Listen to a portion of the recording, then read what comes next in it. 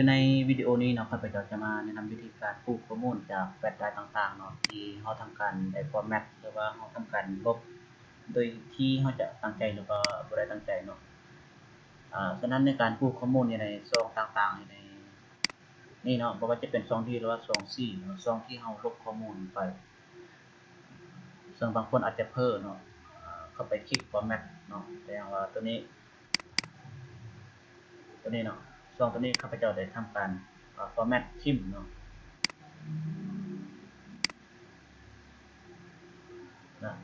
ตอนนี้ข้าพเจ้าจะฟอร์แมตทิมตัวนี้เนาะซองตัวนี้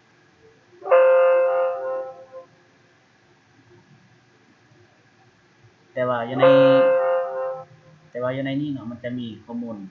สำคัญอยู่ในนี้เนาะแต่ว่าข้าพเจ้าจะทำการลบแต่ว่าข้าพเจ้าจะกู้ข้อมูลคืนเนาะแต่ว่าข้าพเจ้าจะได้ข้อมูลคืนบางคนอาจจะไปซ่อนอยู่ในตัวนี้บางคนอาจจะกู้คืนอยู่ในนี้ก็ได้แต่ว่าเวลาฟอร์แมตอยู่ในแฟลชไดรฟ์ต่างๆเนาะมันจะบ่เข้าอยู่ในตัวนี้เนาะซึ่งบางคนอาจจะกู้ข้อมูลอยู่ในตัวนี้เนาะมันก็จะบ่เห็นคือกันเนาะตัวนี้สำหรับตัวนี้หน้าขั้นตอนนี้ข้าพเจ้าจะแนะนำวิธีกู้ข้อมูลจากโปรแกรมตัวนี้เนาะซึ่งวันนี้ข้าพเจ้าได้มีลิงก์ตัวนี้เนาะถ้าว่าท่านใดที่อยากได้เนาะเกี่ยวกับโปรแกรมตัวนี้หรือว่าลิงก์ตัวนี้เนาะก็สามารถแชทหาข้าพเจ้าอยู่ในส่วนตัวหรือว่าจะอินบ็อกซ์ใน Facebook ก็ได้เนาะเมื่อเข้ามาอยู่ในลิงก์ตัวนี้แล้วให้สังเกตตัวดาวน์โหลดตัวนี้เนาะให้คลิกใส่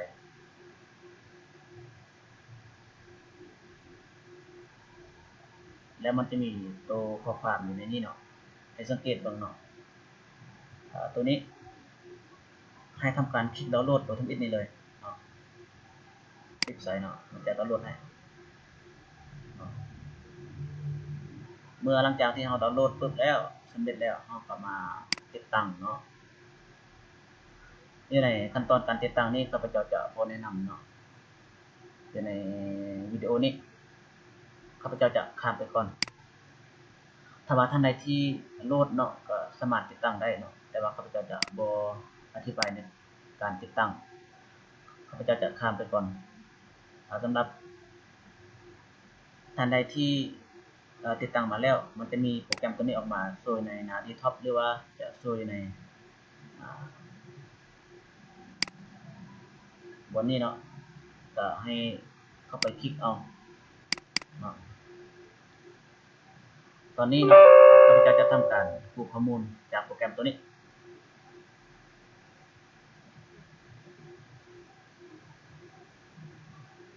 หลังจากที่เราคลิกเนาะมันจะมีหน้าต่างตัวนี้โชว์ออกมา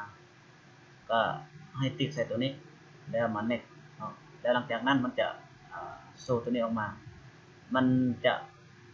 ระบุอยู่ในนี้เนาะตัวอย่างว่าข้าพเจ้าจะกู้ข้อมูลของรูปภาพให้ติ๊กใส่รูปภาพตัวอย่างมิวสิกเพลงหรือว่าเอกสารต่างๆหรือว่าวิดีโออีเมลต่างๆเนาะแต่ว่าข้าพเจ้าจะติ๊กมัดเพราะว่าข้าพเจ้าจะกู้ข้อมูลอยู่ในช่องตัวที่ข้าพเจ้าได้ลบทิ้งไปเมื่อกี้นี้แล้วติ๊กใส่โอตัวนี้แล้วมัน next แล้ววันนี้ตัวนี้เนาะตัวนี้มันจะบอกว่าข้อมูลหรือว่าส่งแฟลชไดรฟ์ต่างๆที่เราลบไปเมื่อกี้เนาะหรือว่าแฟลชไดรฟ์ที่เราได้ทำการฟอร์แมตเมื่อกี้เนาะเขาจะดึงอยู่ในซองตัวใดออกมาเนาะแต่อย่างว่าข้าพเจ้าจะติ๊กใส่ห้องตัวนี้เนาะจะดึง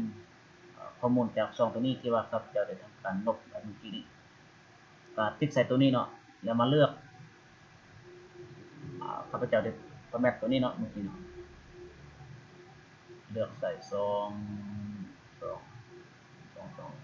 เอ็มตัวนี้เนาะอามอนตัวนี้แล้วก็ติ๊กเอาว่าโอเคตัวนี้แล้วทำการ next แล้วตัวนี้ถ้าว่าเราเวลาปูข้อมูลเนาะถ้าว่ามันบ่ได้มันจะเตือนให้เลิกตัวนี้เนาะตัวนี้แนวสามารถติ๊กหรือว่าบ่ติ๊กก็ได้เนาะก็ทำการสตาร์ทแล้วตัวนี้มันจะให้เรา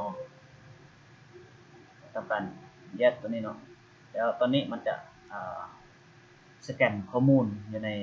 แฟลชไดรฟ์ตัวนี้ทำการรอเนาะ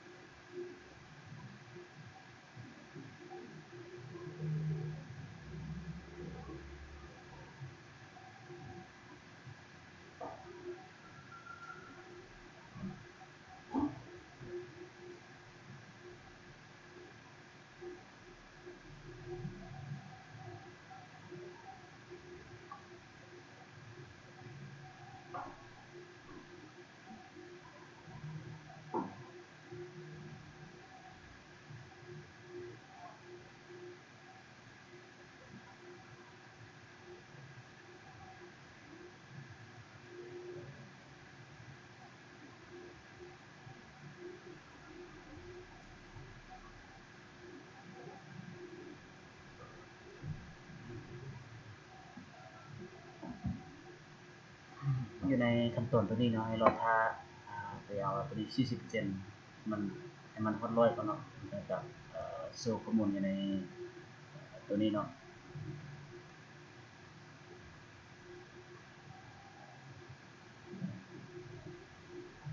ถ้าว่าข้อมูลหลายเนาะมันก็จะช้าไปถ้าว่าข้อมูลน้อยมันก็จะเอาไว้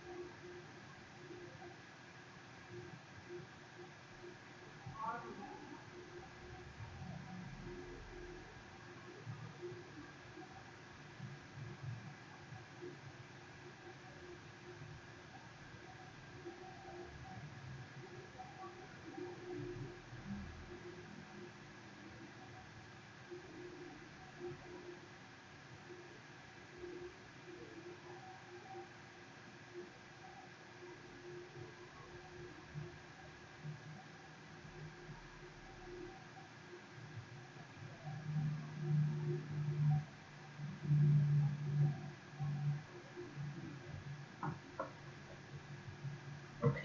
ตอนนี้ข้อมูลเราได้แล้วเนาะตอนนี้ข้อมูลมาแล้วถ้าว่าเราต้องการอยากกู้ข้อมูลหมดเราก็ติดใส่ตัวนี้เนาะถ้าว่าเราต้องการอยากกู้ข้อมูลประมาณ2 3 4 5อันประมาณนี้เราก็ติดใส่ตัวนี้เราสามารถเฉพาะแต่จงใดเนาะตัวนี้เนาะเราสามารถกำหนดได้ว่าเราจะกู้ข้อมูลจากบางส่วนตัวใดครับส่วนตัวใดถ้าว่าเราต้องการอยากกู้หมดเราก็ติดใส่ตัวนี้เนาะมันจะติดให้หมดเลยถ้าว่าต้องการอยากกู้ข้อมูลเท่าละอันเราก็ติดใส่ตัวนี้เนาะอันนี้ก็จะตัวอย่างเด้อแล้วเมื่อเราได้จับส่วนแล้วก็สามารถติดใส่ตัว cover ตัวนี้เนาะแล้วมาตัวอย่างข้าพเจ้าจะไว้อยู่ในซองตัวนี้ติดใส่นี้แล้วตัวนี้มันจะบอกว่าข้อมูลที่เราได้ติดไปเมื่อกี้เนี่ยเราผู้ข้อมูลหมดแล้วเนาะติดใส่แล้วขั้นตอนตัวนี้เรามาเบิ่งว่ามันจะได้แท้หรือบ่จะมาติดเบิ่งเนาะโอเคได้แล้วเนาะข้อมูลที่ข้าพเจ้าได้ผู้ข้อมูลไปเมื่อกี้นี้เพราะว่าตัวนี้เนาะข้าพเจ้าได้ติ๊กไปเท่าละอันเนาะถ้าว่าเราติ๊กหมดมันจะกู้หมดเนาะตัวนี้เนาะสำหรับตัวนี้ผ่านการอธิบายคลิปของเขาในกำหนดเนาะถ้าว่าท่านใดที่สนใจหรือว่าท่านใดที่เฮ็ดบ่เป็นก็สามารถเซตมาส่วนตัวได้เนาะถ้าว่าท่านใดที่ยังเจอปัญหาเกี่ยวกับปัญหาตัวนี้ก็สามารถเฮ็ดตามขั้นตอนที่ข้าพเจ้าได้สอนไปเมื่อกี้นี้ถ้าว่าท่านใดที่เฮ็ดบ่เป็นก็สามารถเซตในส่วนตัวได้ขอบใจที่ติดตาม